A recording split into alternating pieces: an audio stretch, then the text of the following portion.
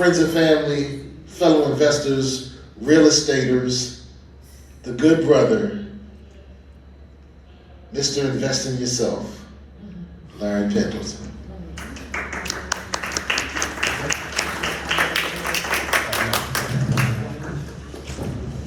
The name's Larry Pendleton. Not as good looking, but I do my best. I'm best known as the investor CPA. Just a big collage about myself. Like I said, we got the tax business, PC Financial Services. My partner, Terion Connor, is on the left there, your left. Like I said, he's my general contractor on all our deals. The picture on the top left, that's a 100-unit apartment syndication I've done with those. 5 guys, it's down to 3. Funny story how a black guy met an Asian, an Italian, and 2 white guys. Real funny story there. The apartment down here, that's the Newport News. We sold that one in 2023. We bought that during COVID for about $35,000 a door, and turned around and sold it for $72,000 a door. After major renovations, dealing with drug lords and all that. So when you're in real estate, there's not all roses. There's some realness going on.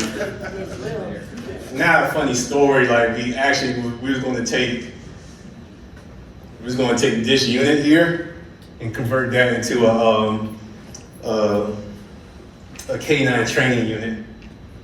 And then once the tenants found out what we were trying to do, people started moving out at that point. So you do what you gotta do to clean up the property.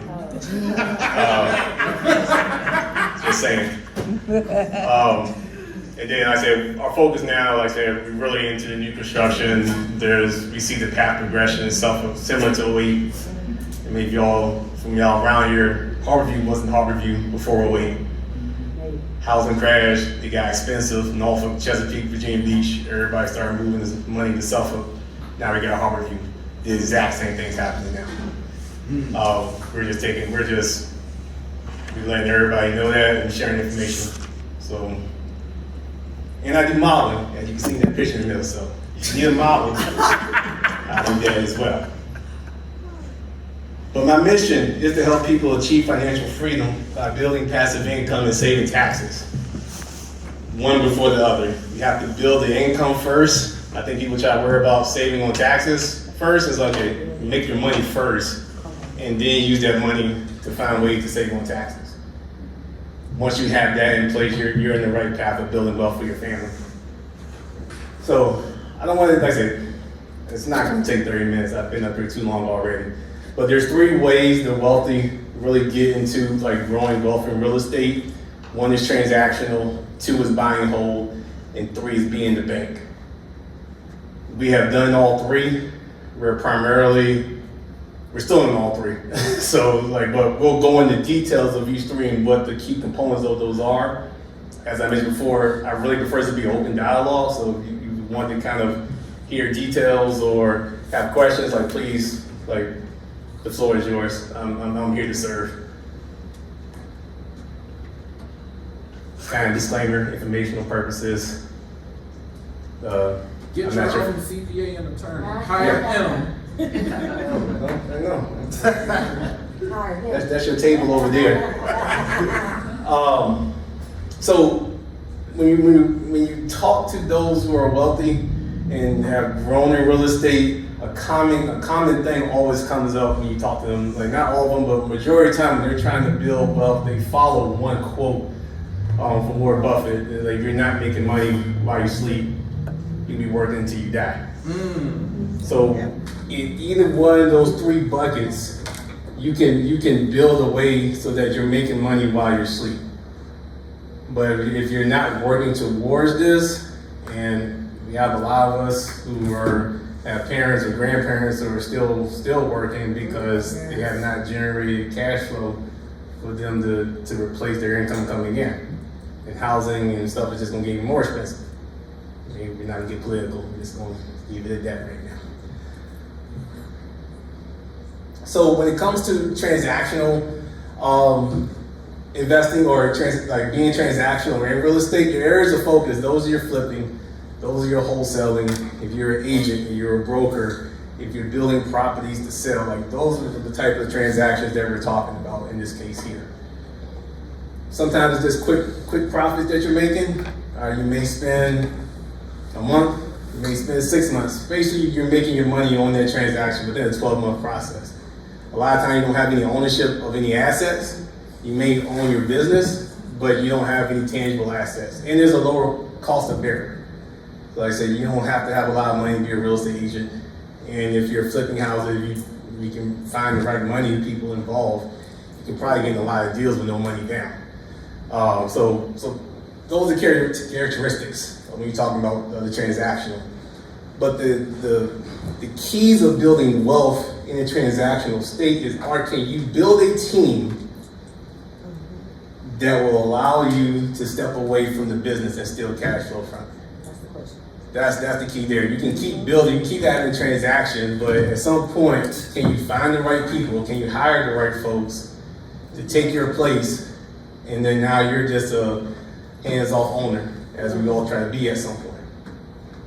And you're using this opportunity to grow capital in order to buy assets along the way, or just preserve capital. And if you're going to go into trust and all that stuff and protect your capital that way, we're not going into the weeds on that right there. So buy and hold. So that's when, okay, you have capital, or you're in position to actually acquire rental properties along the way. So now we're like, whether it's short-term rentals, long-term rentals, apartments, you're really just acquiring assets, and you're leveraging equity from those assets as well to acquire more assets. Oddly enough, I didn't put the tax benefits up here. I just didn't want to see that word today at the moment. But you really get your tax benefits. I tell people, you make your money with your business. You use that money to buy rental assets to help save on taxes. And you have to buy the right type of real estate depending on what you're doing, if you have a W-2 and all that stuff. But the characteristics along with that is that you're building cash flow along the way. Like that's your capital, building cash flow at whatever amount you're looking to do. The appreciation is a big piece of it because you're still paying down that mortgage along the way, and that's what you're using to pull that equity out in order to acquire more assets or live the lifestyle that you want, as long as you know that the debt can be paid off at that point. And you got that moderate to high cost barrier depending on what you're looking to buy, but you're making sure that's when you may have to bring in partners if you're looking to buy something big. So the one in Georgia, the syndication that we've done in Georgia, we had 50 limited partners in our syndication. There was five general partners. There were roughly about 50 limited partners, and some people I brought in, some people others brought in. We was able to get their money back to them within 18 months because it was a full gut job, that apartment complex that we had to do. And they received the cash flow along the way. I think the overall return was about 17% once we was able to cash out refi, and they're still getting payments along the way. So they have all their money back, and they're still receiving payments along with us as well. Like we didn't get paid until we got their capital back.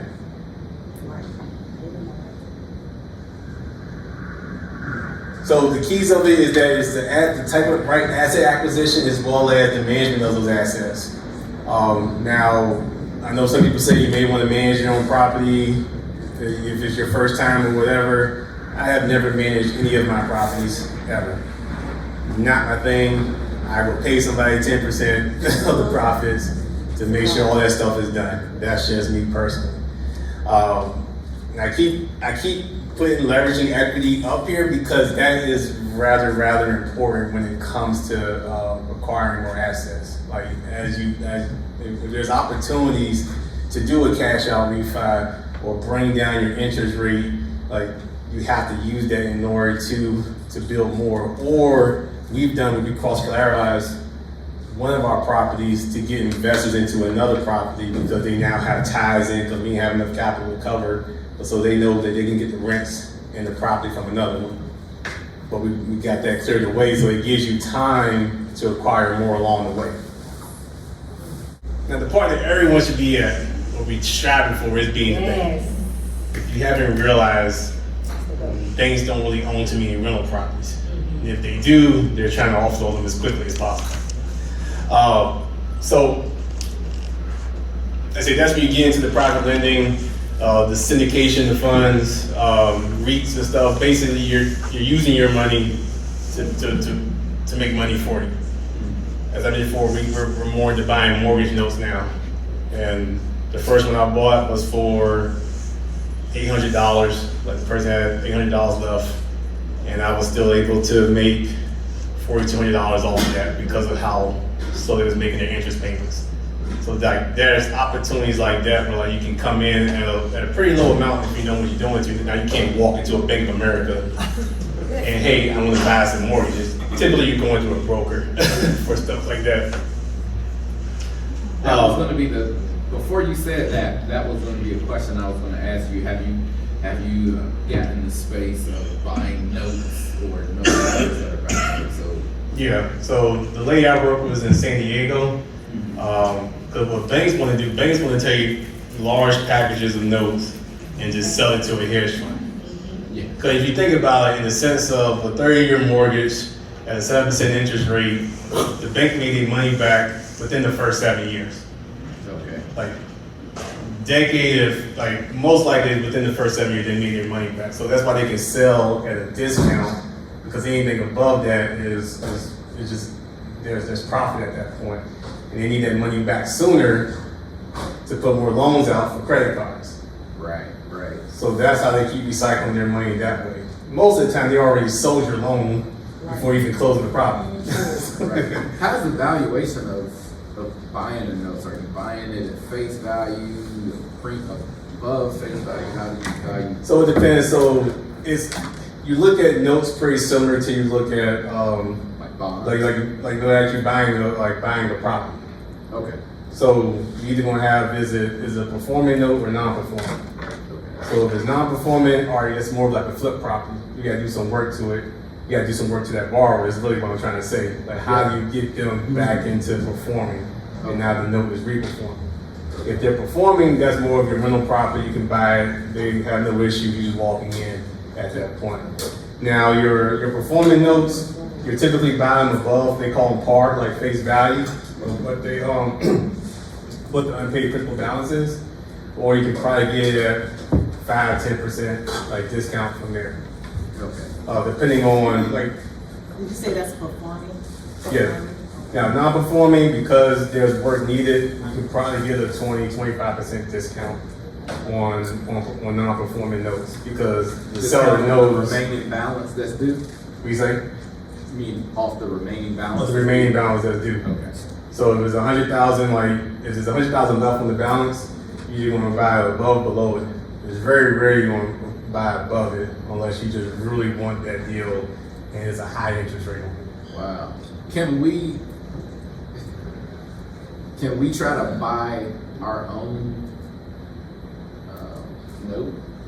So for your own home. So let's say I have a mortgage of $100,000, Mm-hmm. and is there a way I can just try to buy that $100,000 instead of the typical traditional refinance where I can try to get that discount? But at that point, you're just paying off your mortgage at that point. So you're really looking at it from a separate property or for somebody else at that point. Because they're going to know that like you're the actual. If you do all the LLCs and entity structures, like they'll find out. Like, They'll find out who's the actual owner of this property. Oh, the owner trying to buy it? Oh yeah. So you're. I can see where you're going because like that question's been asked before, but that's how that's kind of mitigated from there. Okay. Any other questions on notes? But that's really true passive income at that point. like there's a lot of paperwork on the front end. We have about 8 notes now, all like my mentor in the note space. He sold me, when he showed me his account, his portfolio, he had 400 notes, all paying him between 150 and 375 a month. And he like, you do the math, like, do I gotta work anymore? Like, God damn it, Dan. I got it. I text Terion that right after that, like, you're selling everything and moving stuff now. Thank you. Sorry, I get excited about that. So now, like I said, now we got 8, all between 150 and 225. And I literally just check on the 5th, the money's there. I love it. I don't do anything with the property. I have a loan servicing company that manages all of it. They take $25 a month per note. And people wonder why, why would they charge that cheap? Loan servicing companies are looking at thousands of notes. Volume. So their business is volume. So $25 over however number of notes that they're looking at per month, they're making their money. They're fine. We don't got to worry about tenants. We're not worried about trash, termites. Like it just shows up. What if someone defaults on the note?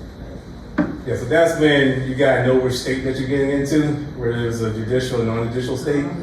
Because the foreclosure process is going to be at least 6 months to go through a full disclosure process, depending on what state you are. We did one. Okay, it takes 30 days to actually. You gotta wait 30 days before you can actually submit a notice. So it took us 9 months to get the property foreclosed on. And the reason why you buy at a discount is because all our notes, the properties are in Missouri, Ohio, places I do not care to go to at all. So long as the property value is above the unpaid principal balance, I'm putting on the market and then just getting whatever I get from it at that point. I'm not doing any work to that property.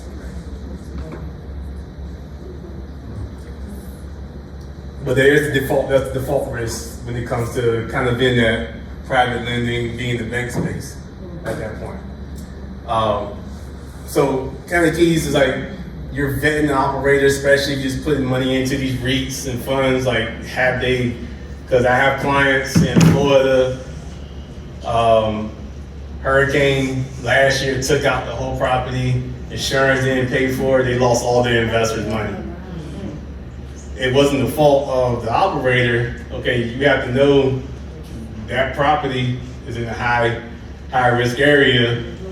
That's the risk of giving your money to somebody else and let it operate you from that standpoint. But it's not all roses at that point. And we're getting K1s out for all 76 of their investors, and they are pissed. Do you have an opinion on tax lien certificates, investing in those, or?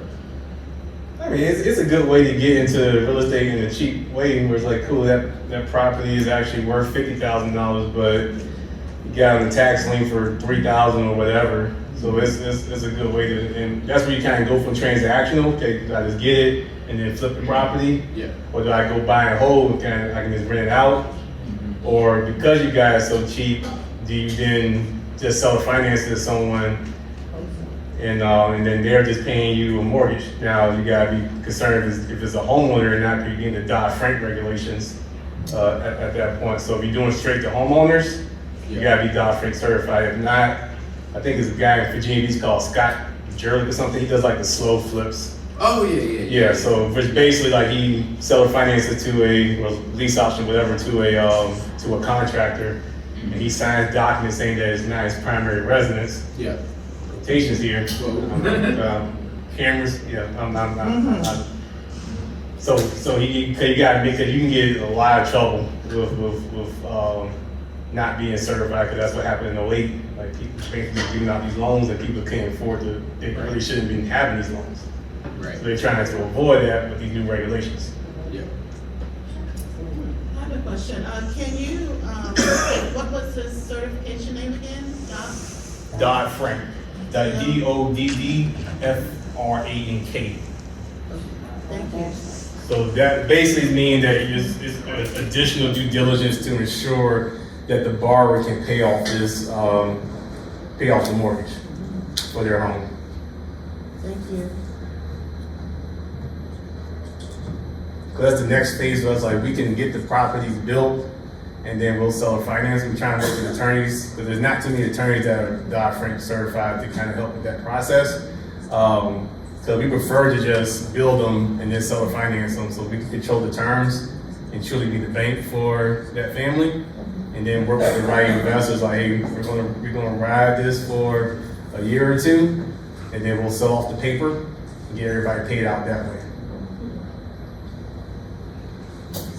What kind of loan to value would you do on a dollar bond?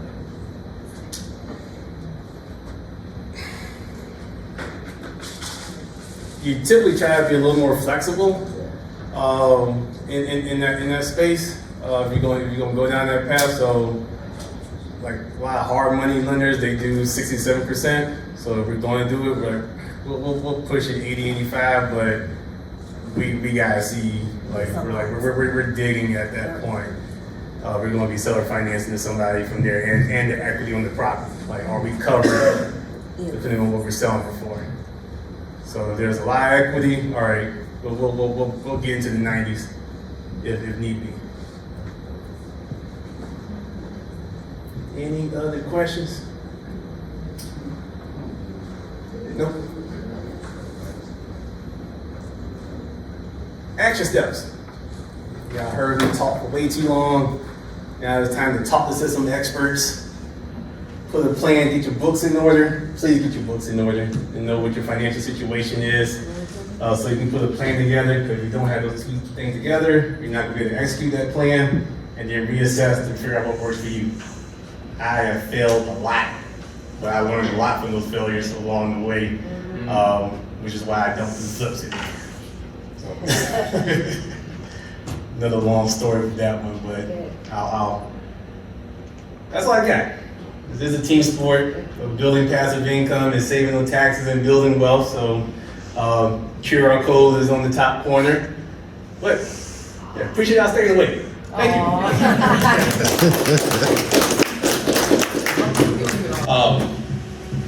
So I've been